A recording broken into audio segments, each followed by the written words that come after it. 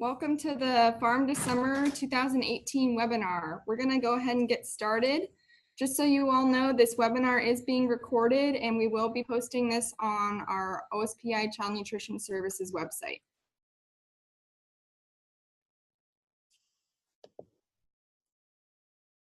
My name is Bianca Smith and I am a Program Specialist Nutritionist for OSPI Child Nutrition Services. My main roles are nutrition promotion to schools and childcare institutions, including with smarter lunchrooms, smarter meal times, farm to school and farm to preschool. And this summer, I will be working on the summer food service program, so I'll become familiar with many of you this summer. So the first question we need to answer is, what is Farm to Summer? Farm to Summer can include any of the following activities, such as serving one or more local foods on your summer menu or incorporating agricultural enrichment activities into summer feeding programs. This could include having a school garden or a program garden that the kids are working on in the summertime, providing nutrition education activities, conducting taste testing activities, or even taking kids on farm field trips during the summer. The next question we should answer is, why Farm to Summer? Why should child nutrition programs participate in Farm to Summer? There are a number of benefits to participating in this initiative, including it allows programs to take advantage of the season's bountiful fresh fruits and vegetables and other local foods. It provides a meaningful educational opportunity for both children and your community. It enhances the quality of meals served through your summer meal program, and it could potentially increase participation. And of course, this is also a fantastic opportunity to support your local farmers.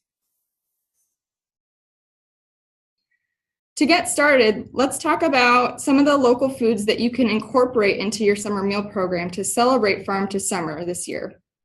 It's common to think of local fruits and vegetables when we talk about farm to school or farm to summer, but it's also a great idea to think about the rest of the meal. Local products can span the entire meal that you're providing to children. Don't be overwhelmed though, because the entire plate does not have to be local to participate in Farm to Summer Week or Farm to Summer. Anything you do to promote Farm to Summer counts. You can choose to source and feature one local item if that's what works best for your program. You can focus simply on the plate and offering local foods, or you can even choose to focus on the educational activities that complement Farm to Summer. And we'll be talking more about the different supplemental activities later in this webinar. The first step to incorporating local foods into your summer meals program is finding out what is local and in season in your region. Next, it's time to determine if you can work to incorporate these local items into your procurement process. There are a range of ways you can buy local foods. Sponsors must follow the proper procurement procedures and maintain appropriate documentation for procuring local foods. You should talk to your child nutrition program specialist if you have any questions about the proper procurement procedures to follow with local food procurement. And lastly, the local products at one or more of the meals you serve this summer, and celebrate your success.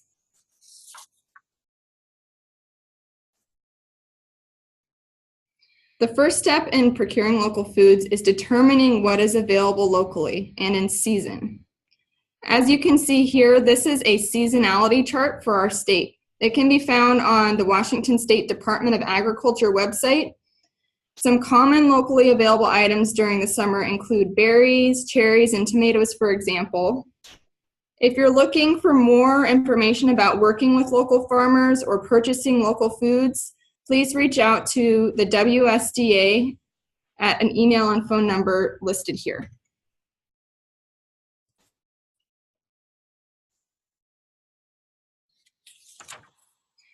There are various different ways that you can procure local foods. The different options fall into two different buckets, including direct and indirect. Direct options would include getting foods from a local school or a community garden, and can also include purchasing directly from farmers. With indirect options, you aren't purchasing directly from the source, but you're still procuring local foods. This can be done through the food retailers, such as grocery stores, food hubs, food co-ops, distributors, or your summer meal vendor if you contract with someone to provide your summer meals. Local foods can be purchased through each of these options. The key is contacting these sources early to help with planning your summer meal menu. Contact the Farm to School team at WSDA for help connecting with local farms and other programs involved with Farm to School.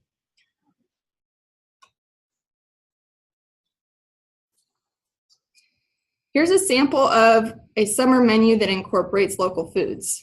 Incorporating local foods into your summer menu doesn't have to be complicated. Try swapping in local fruit or vegetables as a simple way to get started.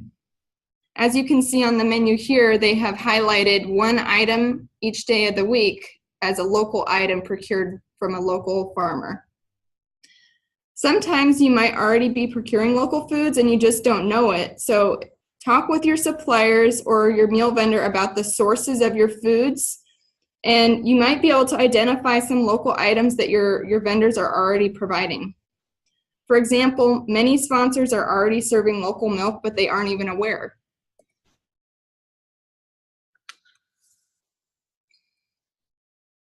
You don't need to incorporate local foods into your menu to participate in Farm to Summer.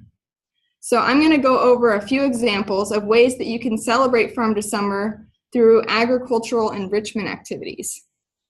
Just to name a few, you could do taste testing with local produced foods. You could host a cooking demonstration with local foods or share recipe cards with participants in your program. You could hold a Harvest of the Month educational event. You could create and send newsletters home for parents with recipes, farmers market tips, etc. You could take a field trip to a farmer's market or farms, and you could host a farmer at your summer meal site. So you could even contact a farmer to come to your summer feeding site, maybe even provide a little talk about the foods that they grow, or even do a demonstration or a taste test. And last, you could contact a garden-based organization in your area to seek out master gardeners or provide free gardening lessons about mealtimes, around mealtimes. And you could host a food day or an event or a spike event. Now I'm going to take some time to talk about some helpful resources that will support you with your Farm to Summer efforts this year. First of all, let's talk about some free nutrition education materials. First, on this slide, you can see Harvest for Healthy Kids. This is a preschool nutrition curriculum about foods local to the Pacific Northwest, and it includes amazing posters and a very helpful instructor guide with different activities that you can do with young children. And the link for the Harvest for Healthy Kids website is shown here. You can see a picture here of a sample of what one of their activity plan booklet covers looks like for beets. And they happen to have different activity plans for a variety of different fruits and vegetables local to the Pacific Northwest. Next, Teen Nutrition is a fantastic resource for not just nutrition education curricula, but a variety of other free nutrition supporting materials as well. So you can see here are a few different nutrition curricula that are available on the Teen Nutrition website, including Dig In, The Great Garden Detective Adventure, Summer Food, Summer Moves. These are great resources to highlight agricultural education or local foods in your summer feeding program. Maybe you already have other enrichment activities going on at your summer meal sites. These might be some great additional activities to incorporate in your program this year. So to order these resources, you need to go to the Teen Nutrition website and go to their resource order form, and you can order a variety of different resources for absolutely free to your program. The USDA also has some other helpful tools for Farm to Summer, including the Farm to School Census, which provides data on the schools in our state that participate in Farm to School, and the USDA Farm to Summer page. So I encourage you to check these out as well. Smarter Lunchrooms is another great resource to support Farm to Summer efforts. Anyone who feeds children knows that it can be a challenge to get kids to eat healthier options.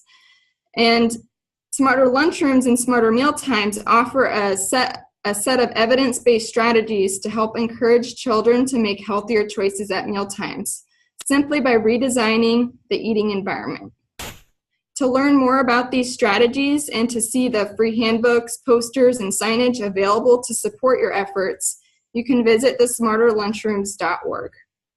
And on the slide here, you can see a sample of some of the posters that they have available on their website in a variety of different sizes.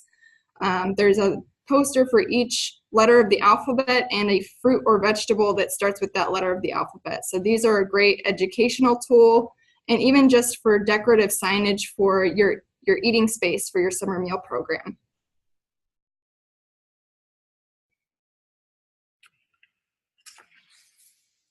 The Washington State Department of Agriculture also has a variety of free resources available to support your farm to summer efforts.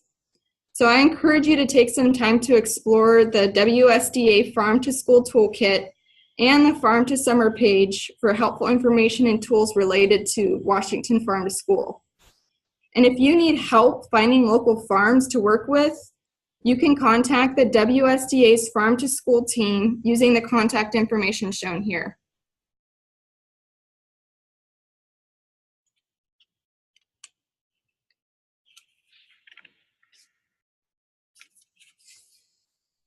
If your program's not ready to go full throttle with the Farm to Summer this year, but you would still like to participate, Washington Farm to Summer Week is a great place to get started.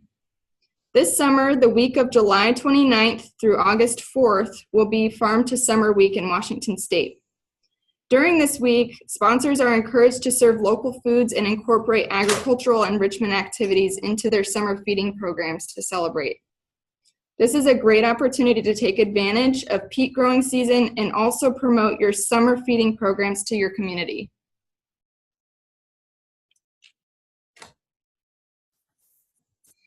Do you want to participate in Farm to Summer Week this year? If so, please contact me, Bianca Smith, at bianca.smith@k12.wa.us and let me know that you plan to participate in Farm to Summer Week. Next, I encourage those of you that are participating in Farm to Summer Week to send me pictures from your Farm to Summer Week activities and let me know how it went.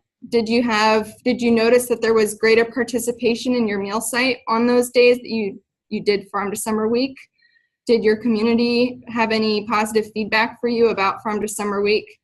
Let us know how it went, and we want to share your stories.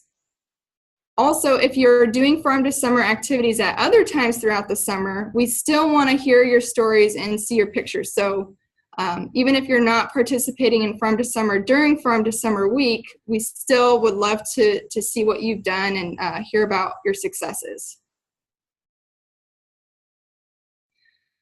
There are also opportunities for recognition, potentially for sponsors who do activities such as Farm to Summer. One of those opportunities for recognition is Turn Up the Beat.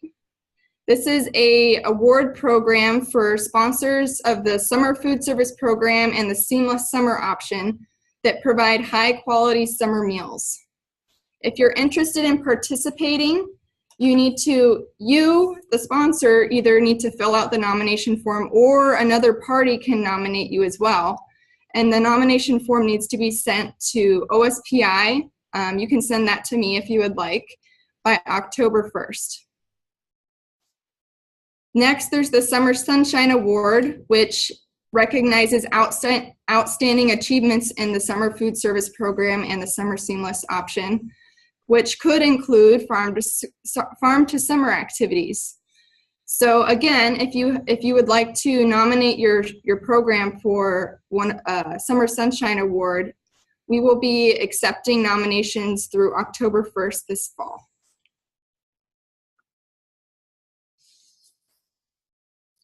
So here are some great photos from our very own Auburn School District to show off some of their past Farm to Summer efforts. The district planted a garden between a high school and an elementary school, and the two schools worked together to grow and harvest produce in the garden throughout the year. The summer program allows kids to really engage with the garden to play activities. Hopefully some of you will send us some of your pictures of Farm to Summer this year so that we can share some of your success stories and photos on next year's webinar. So now we have some time for questions. So if you have any questions, as a reminder, you can type them into the Q&A box and we'll begin working through those and answering your questions. Do we have any questions, Sam? Not yet. Whenever you guys are ready, feel free to submit them.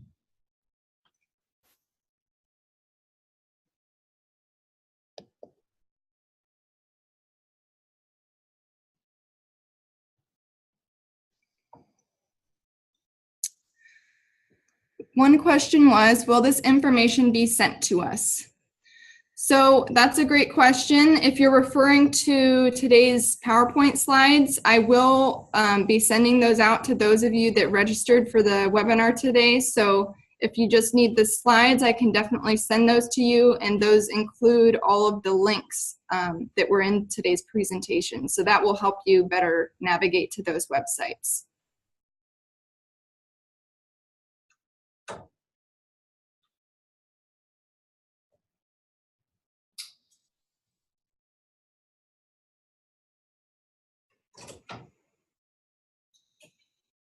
Any more questions? Don't be shy.